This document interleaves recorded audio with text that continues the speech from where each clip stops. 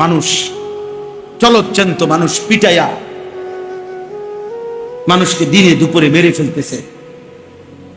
আফসোসের ব্যাপার।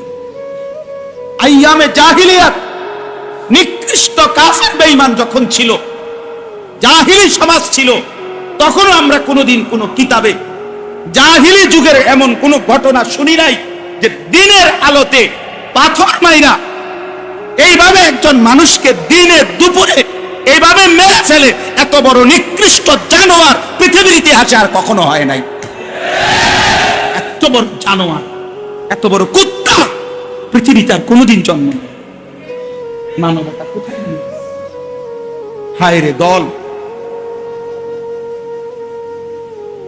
হায় রে ক্ষমতা, হায় টাকা, হায় চাঁদা। টাকা এত দরকার হয়ে গেল।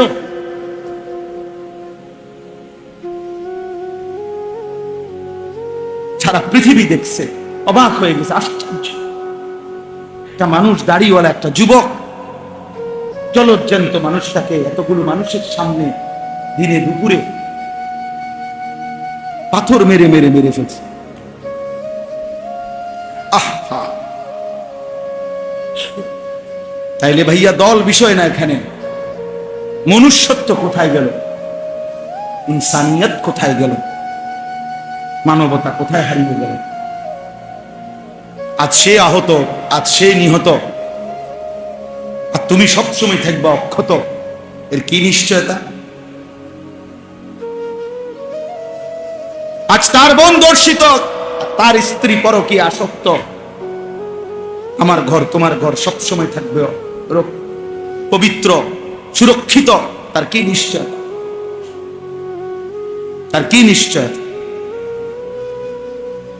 দোস্ত আমার, বন্ধু আমার, বাবা আমার, প্রিয় সাথী আমার, নওজোয়ান, সবাই মিলে ভাবো, আগামী পৃথিবী তোমরা বাঁচতে হবে, এই সমাজ নিয়েই তোমরা চলতে হবে।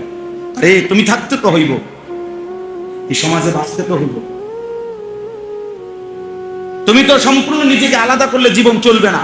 সমাজবদ্ধ মানুষ না থাকলে মানুষের জীবন চলবে না, কারণ একা মানুষ সব কাজ সমাধান করতে পারে না। আমি চলতে হইলে আমার ড্রাইভার লাগবেই,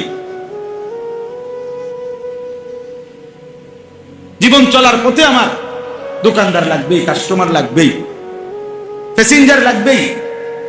সমাজের মানুষ যদি কেউ উপার্জন না করে, কেউ কৃষি না করে, বিভিন্ন রকমের কাজে যদি বিভিন্ন জন জুড়ে না থাকে, একটা সমাজ অচল হয়ে যাবে।